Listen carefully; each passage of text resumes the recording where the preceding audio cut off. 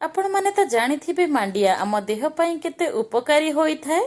आज आमे बनाइबा iron calcium रे भरीपूरी सॉफ्ट और स्पंजी सुपर हेल्दी मांडिया बा रागीर इडली गोटे हेल्दी लाइफस्टाइल पई आपण को डाइट रे शामिल करंतु। आकु आपण सकाळर ब्रेकफास्ट भाबरे खाई परिबे बा रातिर डिनर भाबरे खाई परिबे। आकु आपण जे कोनोसी तरकारी रे खाई परिबे। मु केमती बनाउची मो वीडियो को फुल वॉच करंतु। नमस्कार, cooking with SS Divyansh lifestyle को आपण मानक बहुत बहुत स्वागत। मांडियार इडली बनैबा पईका मु बेठी गोटे कप रो मांडियार चूना नै जाईची। मु बेठी गोटे कप रो मांडिया चूना नै जाईची। मांडिया चूना तो इजिली सब दुकान ने भी मिली जाउची। मु बेठी गोटे बाउल दे देची। मु बेठी गोटे मिक्सिंग बाउल दे देची। मु बेठी गोटे कप रो मांडिया चूना दे देची। जतिकी मांडिया चूना नेबे सेतिकी सुजी नै जिबे। मो बेठी जेतिकी मांडियार चूना नहीं सेतिकी सुजी नहीं जाइछि। मुठी गोटे कप मांडिया चूना पई गोटे कप रो सुजी दे देइछि। मुठी हाफ कप दे देइछि दही देइछि। बेसी खटा दही नेबे नाही। मुठी हाफ कप दही और हाफ कप रो पानी देई एमती आगो आगो मिक्स करि नउछि। एमती एठी मु आगो एठी मिक्स करि नउछि। एमती मु बेठी आउ गोटे हाफ कप रो पानी दे दउछि। पानी देखि कि देबे बैटर पतला भी हे जाय पारे। मो बेठी आउ गोटे हाफ कप रो पानी दे देइछि। एमती पानी दे आमे मिक्स करि नबा। मो बेठी एमती पानी दे मो एठी मिक्स करि नउछि। मते एठी टोटल गोटे कप रो पानी ही दरकार पड़िला। मो बेठी एमती मिक्स करि नउछि जहा कि कोनोसी लॉन्स रहिबो नाही। मो बेठी 5 मिनिट पई भलो से मिक्स करि नेइछि। मो बेठी 5 मिनिट पई भलो से मिक्स करि नेइछि। बेठी देखोछि मोर बैटर केते मोटा बा केते पतला अछि। मोर बेठी बैटर बिल्कुल मोटा बा बेसी पतला नहीं, एमती मीडियम रे ही अछि। एमती मीडियम रे ही रखिबे। देखि के जानि परथिबे मोर बैटर रे कोनोसी लॉन्स भी नाही। मोर पे बैटर एमती ही अछि। आकु हमें 15 रु 20 मिनिट पई कवर करी के रेस्ट पई का छाड़ी दबा। जहा कि सुजी हमर भलो से फुली जिवो, इडली भी सॉफ्ट भी बनिबो। मो बेठी 15 रु 20 मिनिट पई याकू रेस्ट पई का छाड़ी दउची। मो बेठी 15 रु 20 मिनिट परे देखौची मोर बे बैटर एमती ही अछि। मो बेठी 15 रु 20 मिनिट परे देखौची। जेहेतु मु इंस्टेंट बनाउची, आपण माने याकू ओवरनाइट भी छाड़ी परिबे। मो बेठी स्वाद अनुसार लूण दे देइची। इडली मोर टिके फुलिबा पई बा सॉफ्ट होबा पई का मोटी हाफ चम्मच दे देइची बेकिंग पाउडर। मो बेठी बेकिंग सोडा दे देइची। सोडा जगह रे आपण माने इनो दे परिबे।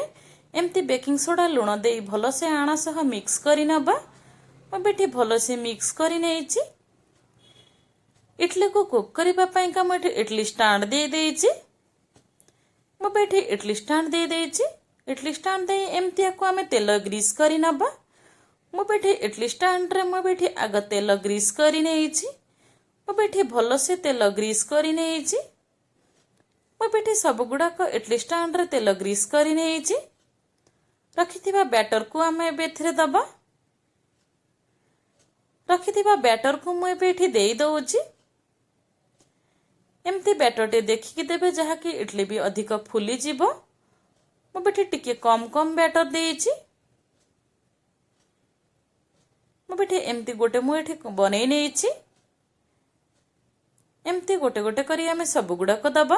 मु एमती सब गोटे गोटे करी सब गुड़ा को इडली स्टैंड को दे देइची। एमती मु सब गुड़ा को इडली स्टैंड रे दे देइची। मु पूर्वरु एठी इडली मेकर रे मु एठी पानी गरम करी नेइथिली। पानी मोर एठी गरम भी हेई आसिलाणी। रखिथिबा इडली स्टैंड को हमें बेठरे देई दबा।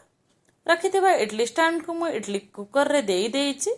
एमती देइकरी हमें 15 रु 20 मिनिट पई कवर करि नबा। गैस रो फ्लेम को लो टू मीडियम रे रखी हमें कवर करि नबा।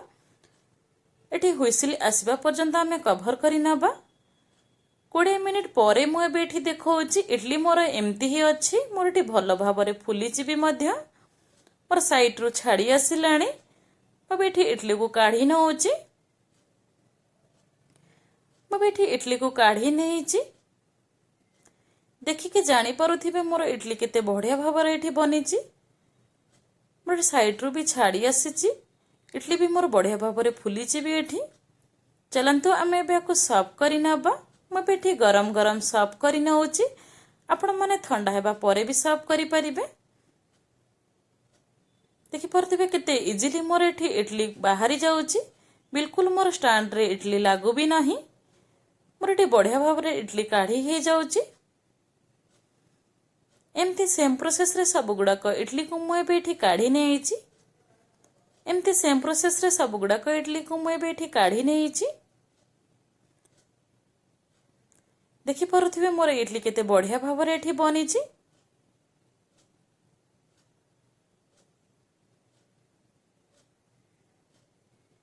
मु एठी एमती सब गुड़ाक इडली को रखी देइची। मोर एबे एठी ये इडली बनी गला। मु एबे एठी आपन को गोटे देखौची। मोर इडली केमती बढ़िया भाव में सॉफ्ट भाव में फुलीची भी। मु एबे एठी गोटे देखौची। आपण माने देखिके जानी पारुथिबे इडली मोर केते बढ़िया भाव में एठी इडली मोर फुलीची। बढ़िया भाव में सॉफ्ट भाव में भी हेइची। आको आपण माने जे कोनोसी तरकारी रे खाई परिबे बा जे कोनोसी चटनी जेमती बादाम चटनी बा नड़िया चटनी सह भी खाई परिबे। मु एबे एठी मटर तरकारी सह सर्व करि नेइची। आपण माने आपण मानक पसंद रे जे कोनोसी तरकारी हेउ बा चटनी सह भी खाई परिबे। मोर एबे एठी ये इडली तरकारी बनी गला। आशा करूची आजिर एही रेसिपी आपण मानकु बहुत ही भल लागि थिबो। मो वीडियो केमती लागिला आपनक अनुभूति मो सह कमेंट माध्यम रे शेयर करंतु। मो वीडियो भल लागिले लाइक करंतु, शेयर करंतु, सब्सक्राइब करंतु। मो चैनल ले नुआ थिले प्लीज सब्सक्राइब करंतु। फेसबुक पेज रे देखुथिले फॉलो करंतु। Thank you.